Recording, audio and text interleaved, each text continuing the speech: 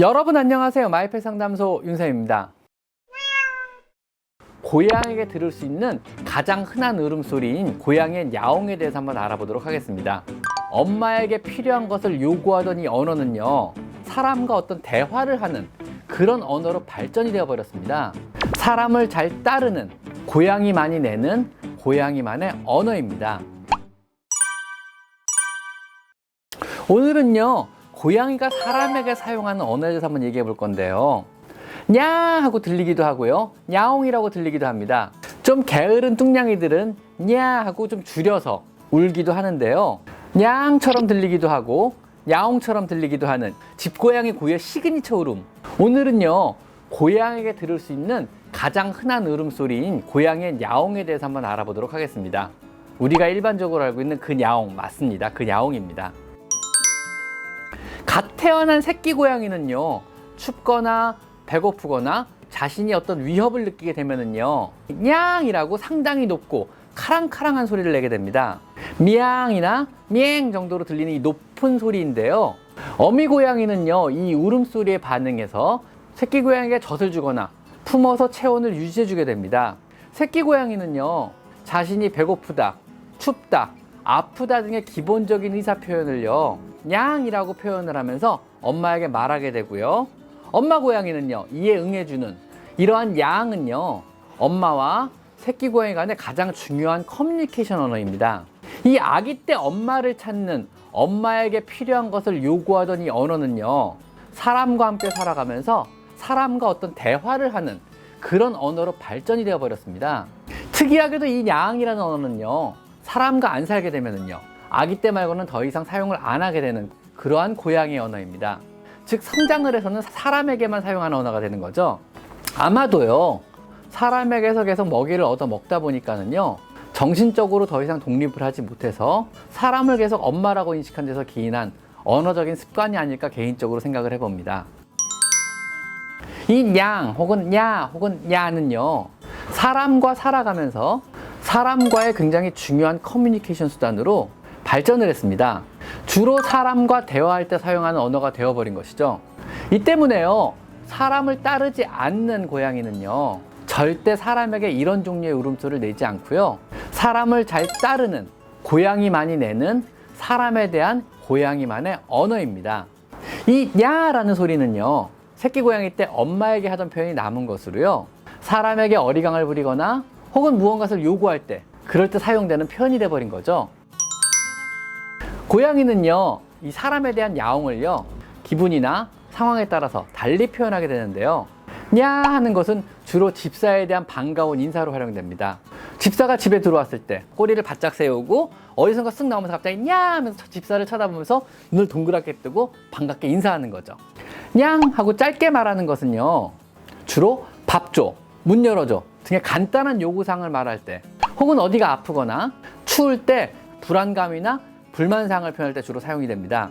욕구 정도에 따라, 또 원하는 것의 정도에 따라서 톤은 조금씩 바뀌는데요, 욕구가 크면 클수록 양 하는 소리는 점점 더 크고 길게 늘어지다가 종국에는 아예 낮은 톤으로 바뀌게 됩니다. 이거는 오랫동안 키워보시면서 관찰을 많이 해보신 분들은 아마 아실 텐데요, 배고파는 양 이러고요, 배가 많이 고파 아직이야 뭐 이런 거는 양 이렇게 되겠죠. 혹은요, 밥을 빨리 줘, 배고파 죽을 것 같아 뭐 하는 거야, 이거는 뭐 왕 이렇게 되겠죠. 이런 식으로 처음에는 짧다가 점점점 길이가 늘어지는 거죠. 그러다 나중에는 소리가 낮아지기도 합니다. 사실 고양이는요, 이 야옹이라는 이 한 단어를요, 다양한 톤과 길이로 그때그때 상황과 기분에 맞게 우리에게 말하고 표현을 합니다.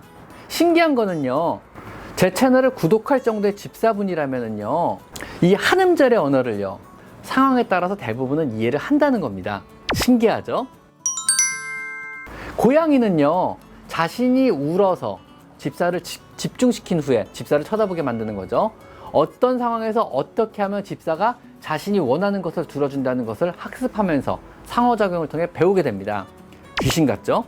사실 우리가요, 고양이의 언어를 이해했다고 뿌듯하게 생각할지도 모르지만요, 실은 고양이가 역으로 여러분의 반응을 학습하여 언어로서 여러분을 교육시키게 된 겁니다. 아, 이런 언어를 쓰니까 더 잘 쳐다보고, 이런 언어를 쓰니까 더 잘 들어주고, 이런 언어를 쓰니까 내 요구사항에 좀 더 잘 반응하더라, 이렇게 만들어져 버린 거죠. 그래서 재밌는 사실은요, 이 냥이란 표현 역시요, 모든 고양이가 주인과의 상황과 관계에 따라서 다르다는 겁니다. 주인과의 어떤 상호 관계가 조금씩 다르면요, 냥 하는 표현도 조금씩 달리 표현하게 되는데요. 왜냐하면요, 고양이도 집사의 반응을 보고 요구사항을 관철시키기 위해서 발전을 시켜왔기 때문입니다. 즉, 집사인 나와 내 고양이 둘만의 어떤 방언 같은 언어가 생기게 되는 거죠. 왠지 귀엽지 않은가요? 내 고양이와 나만의 어떤 둘만의 언어라고 생각하시면은요, 그죠? 또 고양이에 따라서요, 집사와 이런 커뮤니케이션을 즐기는 수다쟁이 고양이가 있습니다. 반면에요, 굉장히 과묵한 고양이도 존재합니다. 대체로 샤미나 아비시니안, 러시안 블루 같은 고양이들은 이제 수다쟁이 고양이 그룹에 들어가고요. 페르시안 종류는 굉장히 과묵한 고양이 그룹에 들어갑니다. 여러분의 고양이는 수다쟁이 고양이인가요? 아니면 과묵한 고양이인가요? 여러분 혹시라도요, 고양이의 표현을 좀 더 세밀하게 알아보고 싶다면요, 제가 말씀드리는 5가지 상황에서 야옹거리는 소리를 듣고 구분해 보려고 노력 한번 해보세요. 아마 각 상황마다 야옹이나 냥 하는 소리의 톤이 높이나 길이가 아마 다를 겁니다. 한번 구분해 보세요. 첫 번째 상황은요, 밥을 달라고 요구할 때의 냥. 두 번째는요, 가까이 다가와서 반가움을 표현할 때의 냥.